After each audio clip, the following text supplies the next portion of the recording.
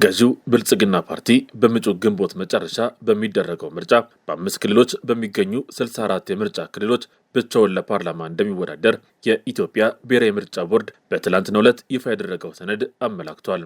ከነዚህ የምርጫ ክልሎች ውስጥም 46ቱ በኦሮሚያ 11ዱ ደግሞ በአማራ ክልል የሚገኙ ናቸው።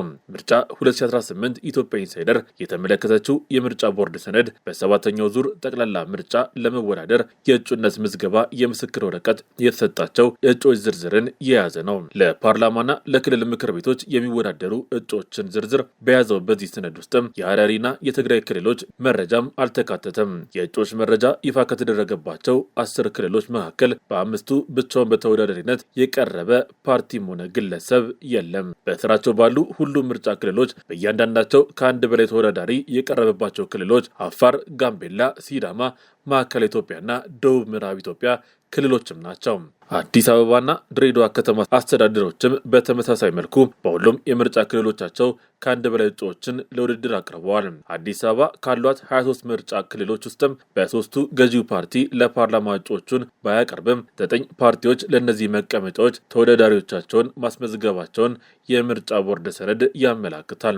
2 የምርጫ ክልሎች ብቻ ባሏት ድሬዳዋ በአንጻሩ ብልጽግና ፓርቲ የወቅቱን የከተማይቱን ከንቲባ አቶ ከድር ጁሃርና የፓርላማ አባላን ዶክተር ቢፍቱ መሐመድን ለሕዝብ ተወካዮች ምክር ቤት እንዲወዳደሩም በእጩነት አቅርቧል።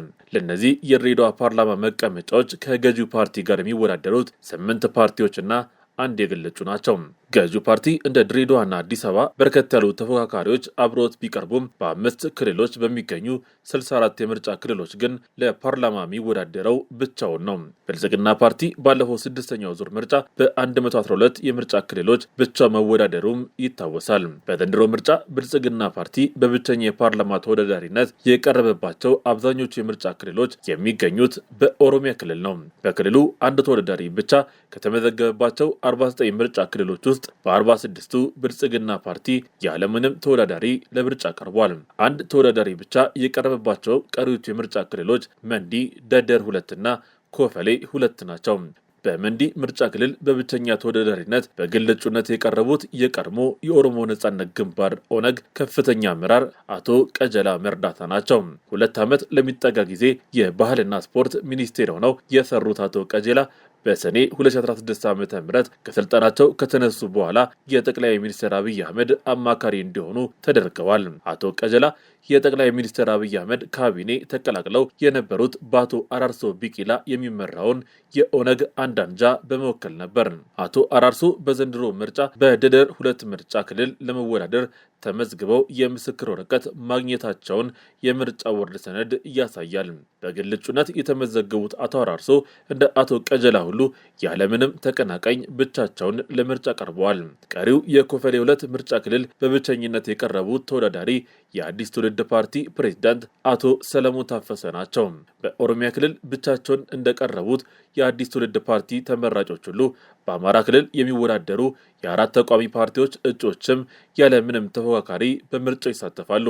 ትብብር ለኢትዮጵያ አንድነት የተሰኘው የፓርቲዎች ስብስብ በመወከል በአማኑኤል የምርጫ ክልል ለፓርላማ የሚወዳደሩት አቶ ዮሐንስ ጥላሁንና በደጋዳሞት የምርጫ ክልል ለተመሳሳይ ምርጫ የቀረቡት አቶ ይልቃል አስቻለ በዚህ ዝርዝር ውስጥ ከተካተቱት ውስጥ ይገኙበታል። የአማራ ብሔራዊ ንቅናቄ አብን በመወከል በመሃል ሜዳ የምርጫ ክልል የቀረቡት አቶ ዳምጦ ተሰማም አብሯቸው የሚወዳደሩ ሌላ እጩ የለም። የነጻነትና እኩልነት ፓርቲ ነፓ የሳይንት 2 ምርጫ ክልል የፓርላማ ተወዳዳሪው አቶ መሐመድ ቡሽራ እንዲሁም የኢትዮጵያ ዜጎች ለማህበራዊ ፍትህ ኢዜማ የገንዳዊን ምርጫ ክልል እጩ አቶ እንደ ጋዳንም በተመሳሳይ በብቸኝነት ለምርጫ የቀረቡ ናቸው። 11 የብልጽግና ፓርቲ የፓርላማ ተመራጮችም በተለያዩ የምርጫ ክልሎች ያለ ተወዳዳሪ በግንቦት መጨረሻ የሚካሄደውን ድምፅ መስጫ ቀን ይጠባበቃሉ። ገዢው ፓርቲ በሶማሌ፣ በቤንሻንጉል ጉሙዝ ክልል፣ በደቡብ ኢትዮጵያ ክልሎች በሚገኙ 7 የምርጫ ክልሎች እንደዚሁ በብቸኝነት እጩዎችን ያቀረበ ሆኗል። በቤንሻንጉል ጉሙዝ ክልል የጉሙዝ ሕዝብ ዲሞክራሲያዊ ንቅናቄ ጉህዴን የፓርላማ እጩ የሆኑት አቶ መኮንን ጎለሳ በካማሺ የምርጫ ክልል ብቻቸውን የቀረቡም ሲሆን በደቡብ ኢትዮጵያ ክልል ደግሞ የኢዜማው እጩ አቶ ዘካርያስ አንበሴ በዳሰነች የምርጫ ክልል ያለ ተፎካካሪ የምርጫው ተሳታፊ ይሆናሉ።